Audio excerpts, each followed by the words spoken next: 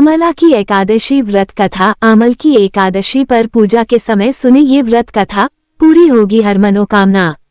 अगर आप भगवान विष्णु को प्रसन्न करने के लिए आमल की एकादशी का व्रत करने जा रहे हैं तो सबसे पहले जान लीजिए कि आमल की एकादशी पर किस कथा के सुनने से लोगों की मनोकामना पूरी होती है। एकादशी व्रत कथा 2024।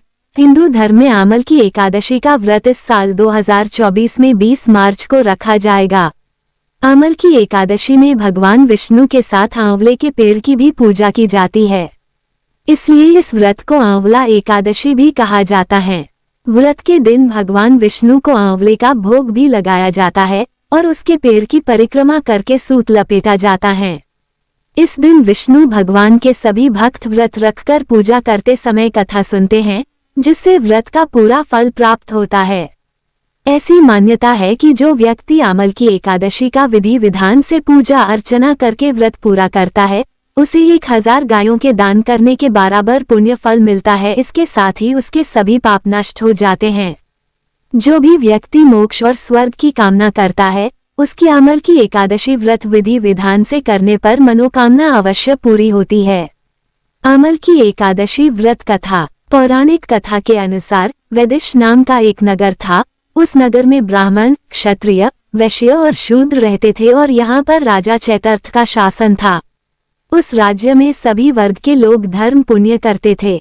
वे एकादशी व्रत रखते और पूजन करते थे। वहाँ रहने वाले सभी नगरवासी भगवान विष्णु के भक्त थे और वहाँ कोई भी व्यक्ति नास्तिक नहीं था। राजा चैतर्थ विद्वान होने साथ साथ बहुत धार्मिक भी थे। उनके नगर में कोई भी व्यक्ति दरिद्र नहीं था। नगर में रहने वाला हर शख्स एकादशी का व्रत करता था। एक बार जब फाल्गुन महीने में आमल की एकादशी आई तो सभी नगरवासी और राजा ने यह व्रत किया और मंदिर जाकर आंवले की पूजा की और वहीं पर रात्रि जागरण किया। तभी रात के समय वहां एक बहेलिया आया जो कि घोर पापी था, लेकिन उसे भूख और प्यास लगी थी, इसलिए मंदिर के कोने में बैठकर जागरण को देखने लगा और विष्णु भगवान व एकादशी महात्म्य की कथा सुनने लगा। इस तरह पूरी रात बीत गई। नगर वासियों के साथ बहेलिया भी पूरी रात जागता रहा। सुबह होने पर सभी नगरवासी अपने घर चले गए।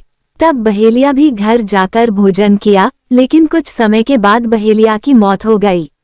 हालांकि उसने आमल की एकादशी व्रत कथा सुनी थी और जागरण भी किया था, इसलिए उसने राजा विदुरथ के घर में जन्म लिया। राजा ने उसका नाम वसुर्थ रखा। बड़ा होकर वह नगर का राजा बना। एक दिन वह शिकार पर निकला, लेकिन बीच में ही मार्ग भूल गया। रास्ता भूल जाने के कारण वह एक पेड़ के नीचे सो गया। थोड़ी देर बाद वहीं मलेच्छ आ गए और राजा को अकेला देखकर उसे मारने की योजना बनाने लगे। उन्होंने कहा कि इसी राजा के कारण उन्हें देश निकाला दिया गया, इसलिए इसे हमें मार देना चाहिए। इस बात से अनजान राजा सोता रहा। मलेच्छों ने राजा पर हथियार फेंकना शुरू कर दिया, लेकिन उनके शस्त्र राजा पर फूल बनकर बरसने लगे। कुछ देर के बाद सभी मलेच्छ जमीन पर मृत पड़े थे। जब राजा की नींद खुली तो उन्होंने देखा कि कुछ लोग जमीन पर मृत पड़े हैं। राजा समझ गया कि वह सभी उसे मारने के लिए आए थे, लेकिन किसी ने उन्हें ही मौत की नींद सुला दिया। ये देखकर राजा ने कहा कि जंगल में ऐसा कौन है जिसने उसकी जान बचाई है। तभी आकाशवाणी हुई कि हे राजन, भगवान विष्णु ने तुम्हारी जान बचाई है। तुमने पिछले जन्म में आमल की एकादशी व्रत कथा सुनी थी और उसी का फल है कि आज तुम शत्रुओं से घिरे होने के बावजूद भी जीवित हो।